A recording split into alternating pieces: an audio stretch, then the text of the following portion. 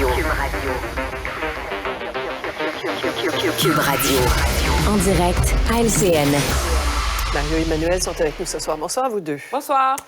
Alors, on le sait, c'est dans un contexte politique explosif que tiennent les élections de mi-mandat aux États-Unis. Mario, un scrutin marqué par l'inflation, une polarisation jamais vue, je pense qu'on peut le dire. Et puis, en toile de fond, évidemment, l'ultime revanche espérée par Donald Trump. Oui, mais la polarisation est installée depuis quelques années. Quand on y regarde bien, elle n'est pas si différente cette fois-ci. Je pense que ce que les républicains ont réussi, c'est ce que Pierre Poilievre essaie de faire à Justin Trudeau ici, là, de faire porter par Joe Biden, par le Parti démocrate, la responsabilité de l'inflation, de la perte de pouvoir d'achat, etc., ce que vivent les Américains ordinaires. Et les démocrates sont toujours pris avec cette image d'un parti qui n'est plus tout à fait le parti de la base. C'est un parti plus à gauche, mais qui devait être le parti des ouvriers, des travailleurs, des gens ordinaires qui l'arrachent. Alors, on est plus dans le Parti démocrate, là, qui joue les woke sur les campus, qui joue les intellectuels, des grandes causes, etc., mais qui ont perdu le contact avec les gens là, qui ont de la misère à payer leur épicerie. Et c'est pour ça, moi, je pense que les républicains vont sortir assez fort ce soir, vont faire des gains importants. Là.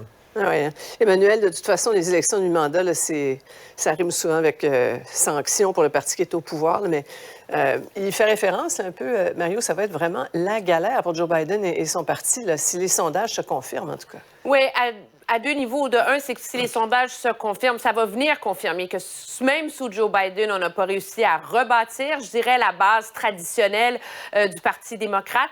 Il faut voir aussi ce soir si la désaffection du vote des latino-américains se confirme, parce que ça aussi, ça faisait partie de la base des démocrates. Mais surtout, le gros problème pour Joe Biden, on le comprend, c'est que si les républicains contrôlent le Congrès, ça devient quasiment impossible pour lui, non seulement de faire adopter son agenda législatif, il va en plus devoir utiliser le veto pour bloquer les initiatives des républicains. Donc, on rentre dans un bras de fer. Ça, c'est sans compter toutes les enquêtes pour l'humilier, pour l'embarrasser que les républicains vont vouloir lui mettre entre les dents, je dirais, en termes d'enquête du Congrès, justement pour affaiblir les démocrates en vue de la prochaine présidentielle en 2024. Oui, en tout cas, une grande annonce le 15 novembre, parions qu'il ne fera pas les choses à moitié. On va revenir chez nous, le fameux TCS, le transfert canadien en santé, le deuxième jour de pourparlers entre les provinces et le fédéral. On va écouter Justin Trudeau qui s'est fait questionner sur le sujet aujourd'hui. C'est pas l'argent qui manque dans les systèmes provinciaux. S'ils sont en train d'envoyer des chèques pour des gens qui en ont moins de besoin ou donner des baisses d'impôts aux plus riches, ça prend des investissements qui vont livrer les systèmes et c'est pour ça que les ministres de la Santé sont en train de se rencontrer à Vancouver aujourd'hui. Oui, Marie, une petite balle courbe de M. Trudeau, là, qui a... Imprévisible. Oui, évidemment. La recette n'est pas tout à fait nouvelle. Là. Si les provinces, dans ce cas-ci, si les provinces aident des gens avec l'inflation, etc., bien, ça veut dire que de l'argent, il y en aurait pour investir en santé. Reste que le fédéral a une responsabilité. Le fédéral, au fil des années, s'est retiré du financement de la santé progressivement, surtout dans une période où les coûts étaient de plus en plus élevés. Et là, il y a une recherche de solutions pour rétablir ça. Et bon, M. Trudeau fait son travail, là, baisse la pression, baisse les attentes, baisse la pression. Les provinces essaient de la monter, mais en bout de ligne, la clé, c'est une seule chose. C'est le front commun des provinces. Si les provinces se tiennent, si les provinces restent solidaires, ils ont un pouvoir devant le ministre fédéral, mais on le sait, le Parti libéral et Justin Trudeau sont pas assez maîtres dans l'art de donner des nananes aux provinces à minuit moins une, donc de les diviser, là, de briser le front commun. Et j'ai bien peur que c'est ça qui va arriver cette fois-ci encore. Oui, Emmanuel, M. Dubé l'a dit hier au bilan, il ne veut pas se faire imposer de conditions pour le financement de la santé. C'est une position forte du Québec, là, qui ne date pas d'hier d'ailleurs, là, mais elle n'est pas partagée par les autres provinces. Bien, c'est comme l'évoque Mario, elle est partagée en principe quand les négociations commencent, mais ensuite, ça s'effrite. Je vous donne un exemple. M. Duclos, hier, a proposé aux provinces, il dit, écoutez, moi, je vais augmenter le transfert en santé. Ça, c'est comme le pot d'argent qui est vraiment sans condition, pourvu qu'on s'entende sur un partage de données, pour qu'on puisse voir qui a les meilleures pratiques pour que vous puissiez vous entraider. M. Dubé dit, écoutez, là, il n'y en est pas question, on n'a pas de compte à rendre. Nos comptes à rendre, c'est aux Québécois, c'est pas à Ottawa, merci, bonsoir. Moi, j'entendais le ministre de la Santé de la Colombie-Britannique, il n'avait pas trop de problème avec ça. Lui, ce qu'il veut, c'est avoir la garantie de l'argent. Donc, on le voit, ce soir, les provinces sortent, elles ont l'air d'être unies dans leur indignation contre Ottawa, Mais dans les faits, elles sont fâchées parce qu'on n'a pas parlé d'argent, alors qu'on n'allait jamais parler d'argent avec M. Duclos. Puis elles sont fâchées parce que M. Trudeau n'est pas à la table.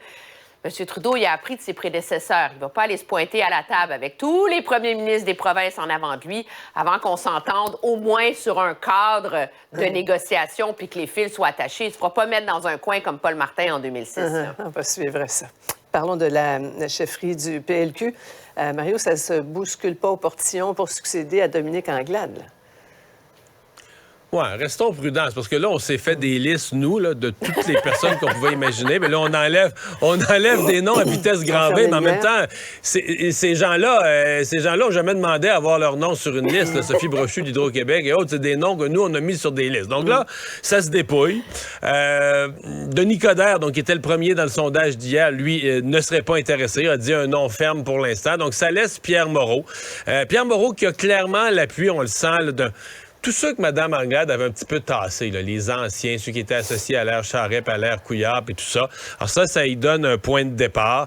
Il y a les deux actuels du caucus, là, Marc Tanguay et André Fortin. Je pense qu'eux ont quand même une réflexion, une ouverture. Et il y a Joël Lightbound là, qui a laissé toutes les portes ouvertes. Moi, ce que ça me dit, c'est qu'ils sondent le terrain, qu'il a de l'intérêt. Lui, il va peut-être aller voir.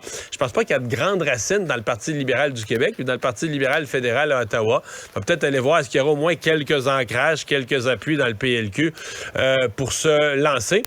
Je conclue en disant la porte est encore grande ouverte pour des nouveaux personnages, des nouvelles personnes qui sortiraient du monde des affaires ou complètement de l'extérieur de l'univers politique. Le Parti libéral pourrait se permettre ça. Il a suffisamment besoin de renouveau à ce moment-ci que la porte, pour moi, est ouverte là, à une nouvelle candidature qu'on ne voit pas venir. Petite surprise, Emmanuel. D'accord avec ça? Oui, moi, je suis d'accord avec ça. On s'entend que ce dont le Parti libéral a besoin, c'est du sang neuf et des idées neuves, surtout.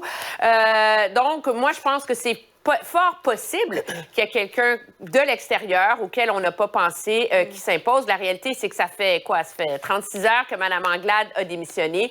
Ça prend du temps, réfléchir, monter une organisation, puis il n'y a pas un chat qui va faire la même erreur qu'Alexandre Cusson, c'est se pointer, dire qu'il veut être premier ministre du Québec sans savoir pourquoi, sans savoir pourquoi il veut être chef du Parti libéral. Donc, c'est normal que les gens qui réfléchissent prennent le temps d'articuler leur vision avant de le faire savoir. Bien, merci à vous deux. Emmanuel, on vous retrouve à 19h sur LCN, absolument. Une émission animée par notre collègue Paul Larocque sur les élections de mi-mandat. Au revoir. Ah, voilà, c'est ce qui conclut notre